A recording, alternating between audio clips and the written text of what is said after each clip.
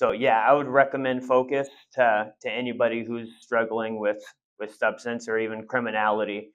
It really did help change my life and the outcome of it. I know so many people before I came in and while I've been in here that have lost their battle and died because of addiction. Now I might have the opportunity to be the change in someone else's life and help them not make the same mistakes that I had to go through.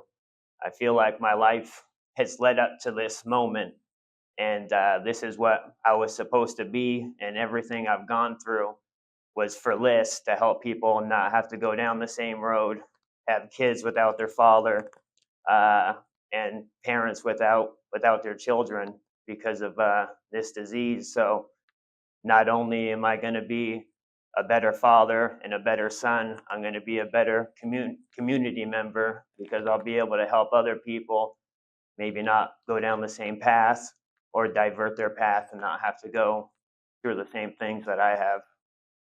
I am more than just my greens. In March 2015, I believe that she came and asked me, "Are you ready to go upstairs?"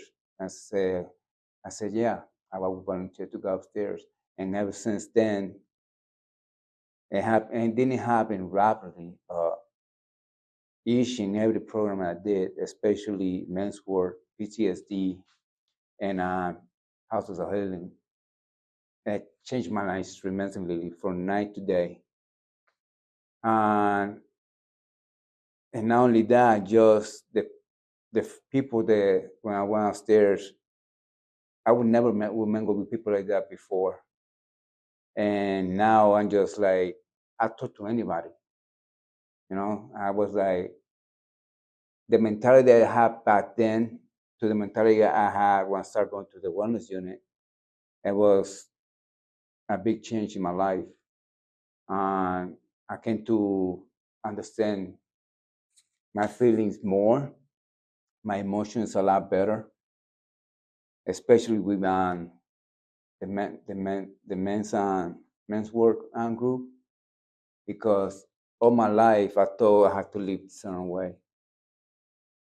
And to that group, something clicked inside of me. It made me human. There was a lot of stuff said there that I was like, what? I ain't supposed to be doing that. That's not. So I am very grateful that somehow by me misbehaving, getting myself in trouble, and also charge, the Lord slapped me a little bit and wake me up and made me see the whole world for what it is, not for what I thought since a little kid. That yes, we were raised poor. It was a lot of physical abuse and a lot of drinking, and you have to protect yourself and defend yourself. But I thought that was the only way that I had to live. Like I was abusive with my female relationships because I thought that was the way it's supposed to be, and all that is wrong. And it hurts me because it took me to come to here to New Hampshire to the wellness unit because I chose not to be aware or try to help myself because I didn't know no better. Or I probably like want to say I choose not to know no better because I thought that was the way it's supposed to be. I am more than my greens, and thank you for the interview, and I appreciate it. My name is Angel. I came from Hartford, Connecticut. I grew up in Hartford, Connecticut. In the North End, grew up in a violent place, and growing up in a violent place, you kind of end up emulating when you grow up, um, and that ultimately landed me in jail. I'm charged with murder. I was in Connecticut State Prison.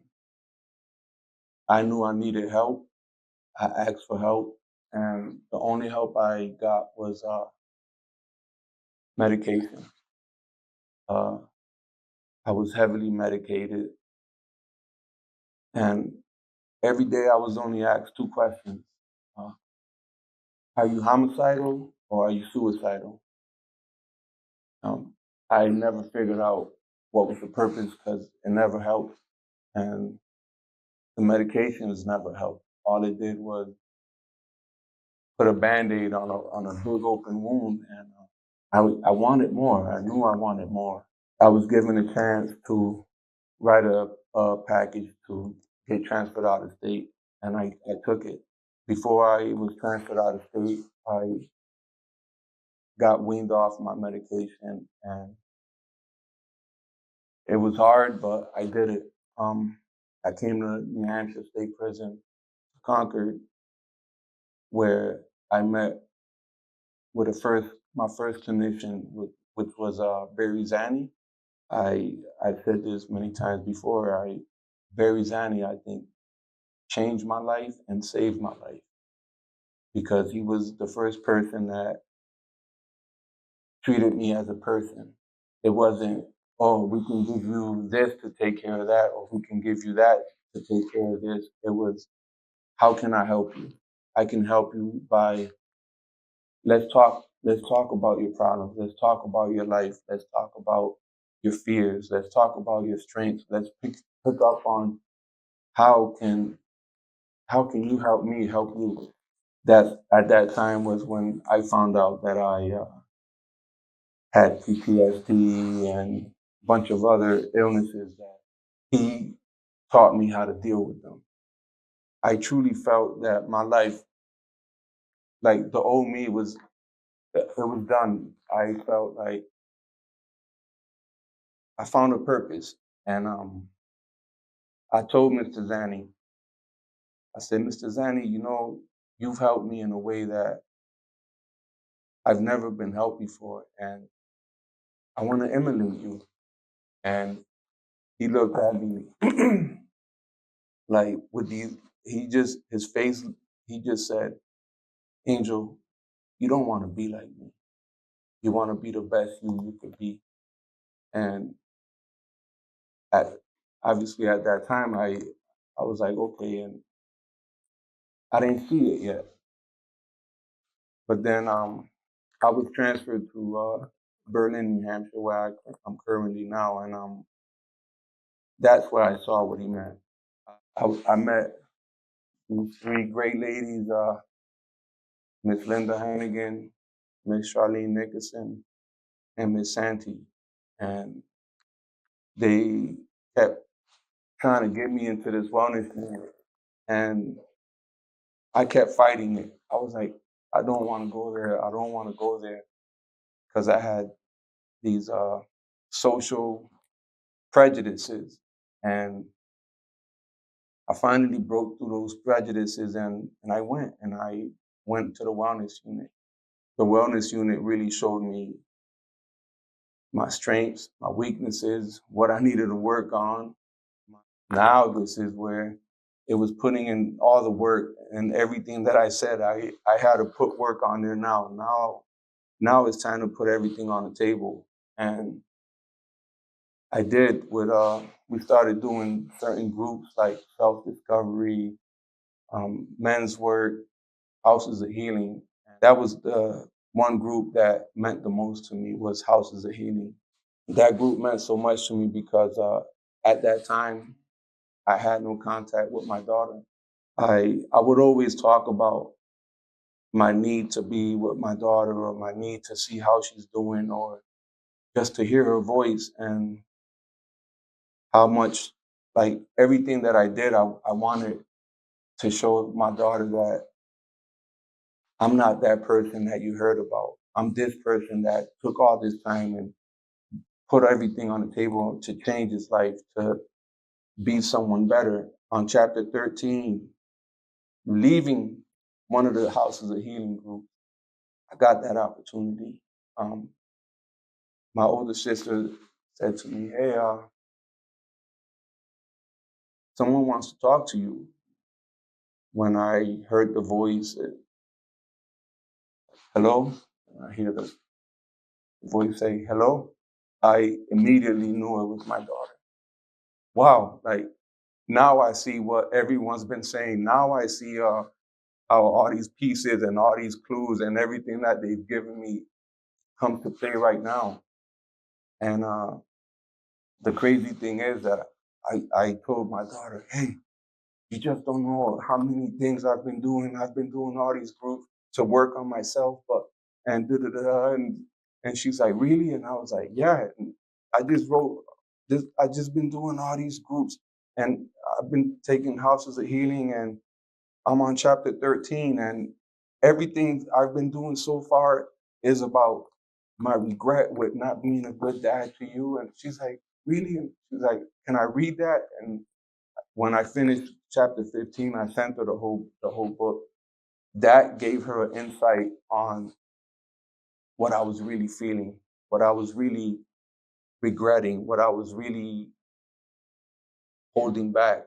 I was working on self-forgiveness, which for me was the hardest thing to do. And she forgave me. And when she forgave me, I just felt like I got to give this back. I was reached by Ms. Hannigan. She asked me if I want to facilitate that group, co-facilitate with another inmate. And I said, yeah, I would. Of course I would. I was just thinking, okay, it's going to be now that I'm going as a facilitator, it's not going to be that hard. It's not going to be that emotional. It's not my first group facilitating. I said, this is it. This is it, Angel. This is what you're going to do. You're going to give back everything you got from these people. You're going to give it back. I've never felt so free. I found my freedom. And that freedom was, I was freed from the old me. And I finally broke the last chain right there. Because now I know what you're going through. I know what you've been through. I know what you need, and this is who I am now. I'm giving back, and there's no greater feeling than that. I am not just a man in green. I am a man that will spend the rest of his life giving back what was given to me. Thank you for this opportunity.